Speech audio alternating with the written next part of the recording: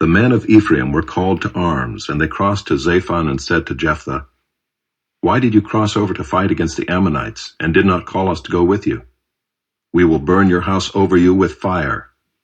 And Jephthah said to them, "I and my people had a great dispute with the Ammonites, and when I called you, you did not save me from their hand. And when I saw that you would not save me, I took my life in my hand and crossed over against the Ammonites. And the Lord gave them into my hand.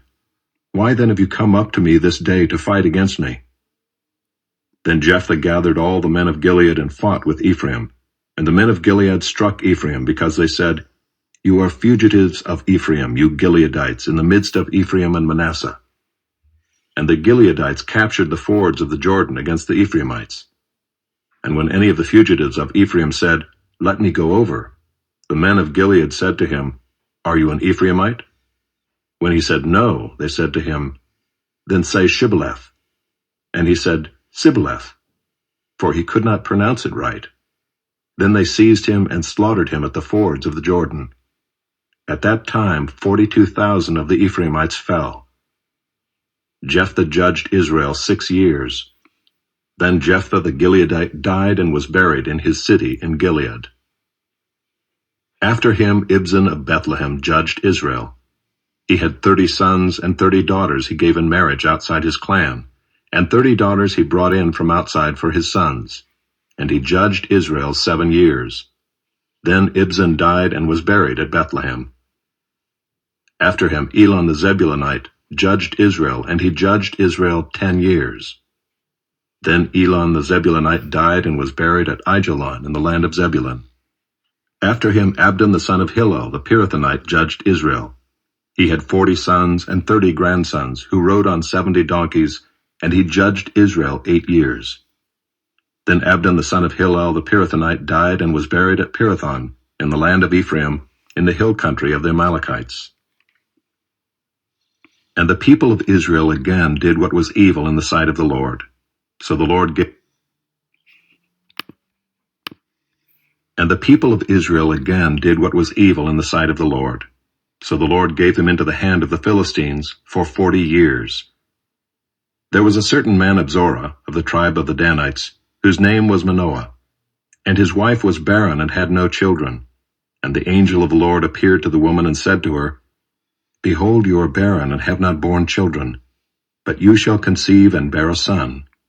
Therefore be careful and drink no wine or strong drink, and eat nothing unclean. For behold, you shall conceive and bear a son. No razor shall come upon his head, for the child shall be a Nazirite to God from the womb, and he shall begin to save Israel from the hand of the Philistines." Then the woman came and told her husband, "A man of God came to me, and his appearance was like the appearance of the angel of God, very awesome.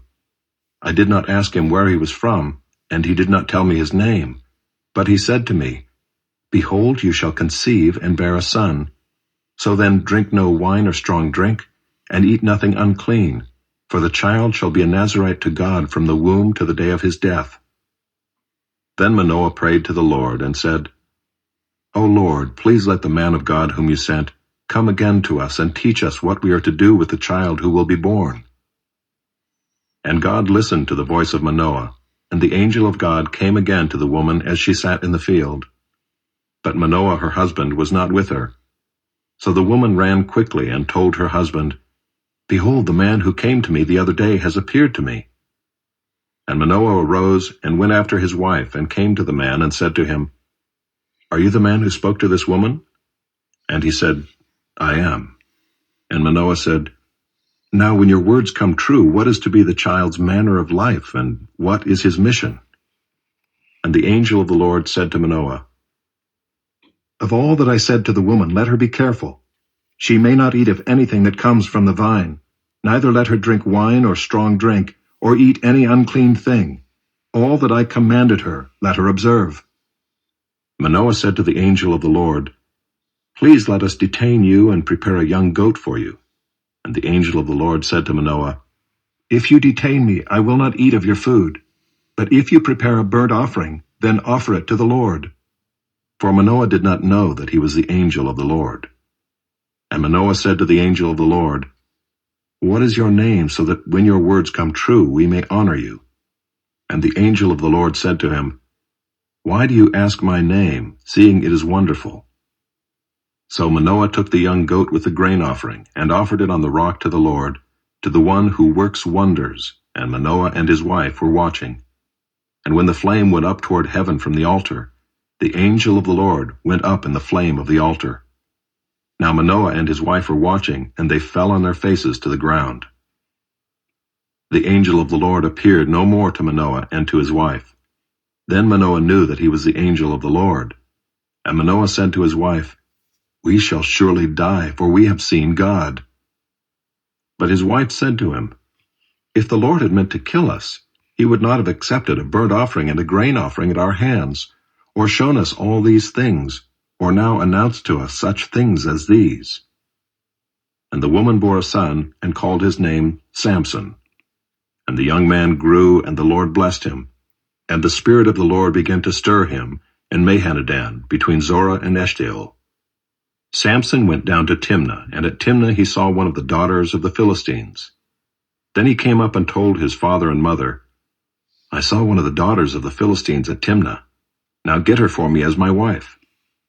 But his father and mother said to him, "Is there not a woman among the daughters of your relatives, or among all our people, that you must go to take a wife from the uncircumcised Philistines?"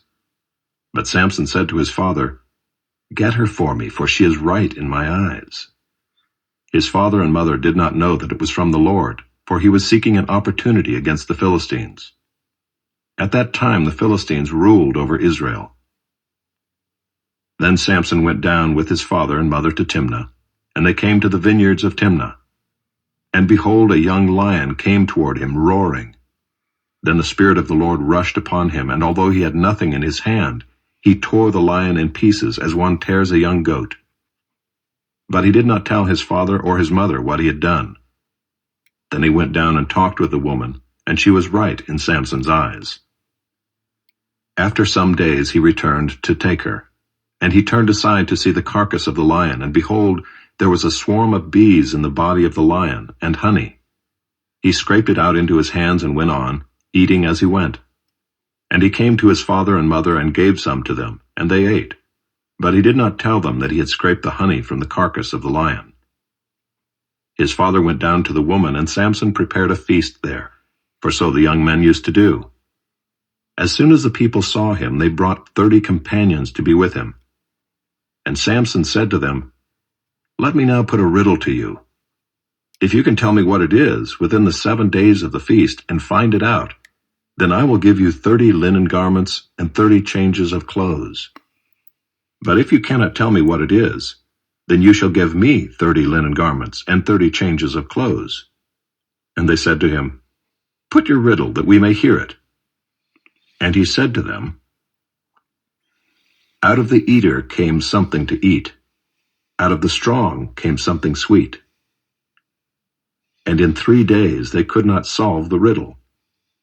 On the 4th day they said to Samson's wife, "Entice your husband to tell us what the riddle is, lest we burn you and your father's house with fire. Have you invited us here to impoverish us?"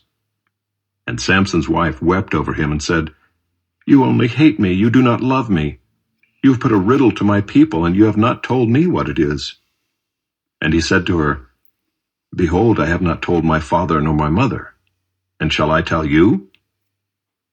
She wept before him the 7 days that their feast lasted, and on the 7th day he told her, because she pressed him hard. Then she told the riddle to her people. And the men of the city said to him on the 7th day, before the sun went down, "What is sweeter than honey? What is stronger than a lion?" And he said to them, "If you had not plowed with my heifer, you would not have found out my riddle."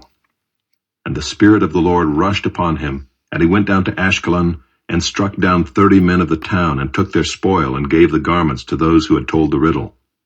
In hot anger he went back to his father's house. And Samson's wife was given to his companion, who had been his best man. Praise the Lord. Blessed is the man who fears the Lord, who greatly delights in his commandments. His offspring will be mighty in the land, The generation of the upright will be blessed. Wealth and riches are in his house, and his righteousness endures forever. Light dawns in the darkness for the upright. He is gracious, merciful, and righteous. It is well with the man who deals generously and lends, who conducts his affairs with justice. For the righteous will never be moved. He will be remembered forever. He is not afraid of bad news. His heart is firm, trusting in the Lord. His heart is steady. He will not be afraid until he looks in triumph on his adversaries. He has distributed freely. He has given to the poor. His righteousness endures forever. His horn is exalted in honor. The wicked man sees it and is angry. He gnashes his teeth and melts away. The desire of the wicked will perish.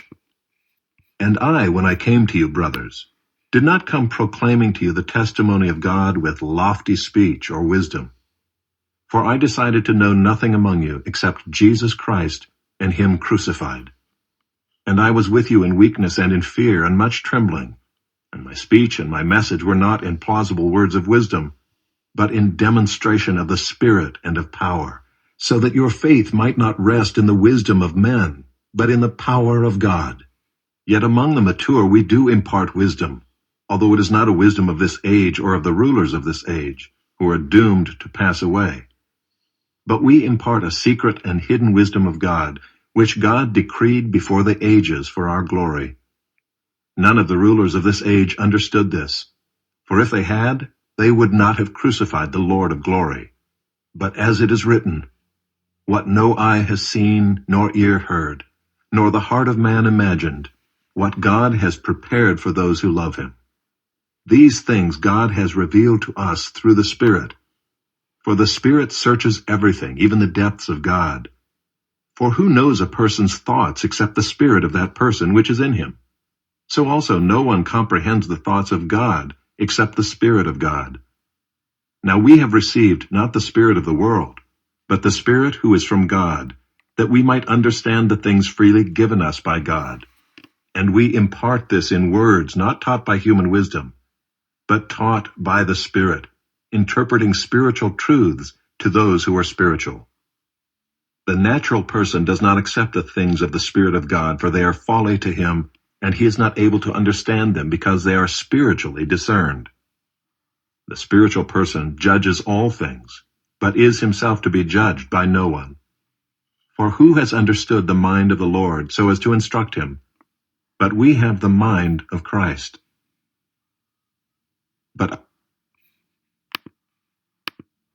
But I, brothers, could not address you as spiritual people, but as people of the flesh, as infants in Christ.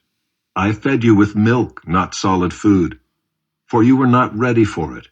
And even now you are not yet ready, for you are still of the flesh. For while there is jealousy and strife among you, are you not of the flesh and behaving only in a human way? For when one says, I follow Paul, and another, I follow Apollos, are you not being merely human? What then is Apollos? What is Paul? Servants through whom you believed, as the Lord assigned to each. I planted, Apollos watered, but God gave the growth. So neither he who plants nor he who waters is anything, but only God who gives the growth. He who plants and he who waters are one, and each will receive his wages according to his labor. For we are God's fellow workers. You are God's field, God's building. According to the grace of God given to me, like a skilled master builder, I laid a foundation, and someone else is building upon it. Let each one take care how he builds upon it. For no one can lay a foundation other than that which is laid, which is Jesus Christ. Now if anyone builds on the foundation with gold, silver, precious stones, wood, hay, straw, each one's work will become manifest, for the day will disclose it, because it will be revealed by fire, and the fire will test what sort of work each one has done. If the work that anyone has built on the foundation survives, he will receive a reward. If anyone's work is burned up, he will suffer loss, though he himself will be saved, but only as through fire. Do you not know that you are God's temple, and that God's Spirit dwells in you.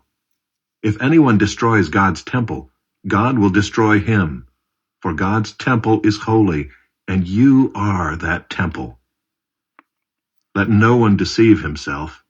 If anyone among you thinks that he is wise in this age, let him become a fool that he may become wise. For the wisdom of this world is folly with God. For it is written, He catches the wise in their craftiness. And again, the Lord knows the thoughts of the wise, that they are futile. So let no one boast in men, for all things are yours, whether Paul or Apollos or Cephas or the world or life or death or the present or the future. All are yours, and you are Christ's, and Christ is God's.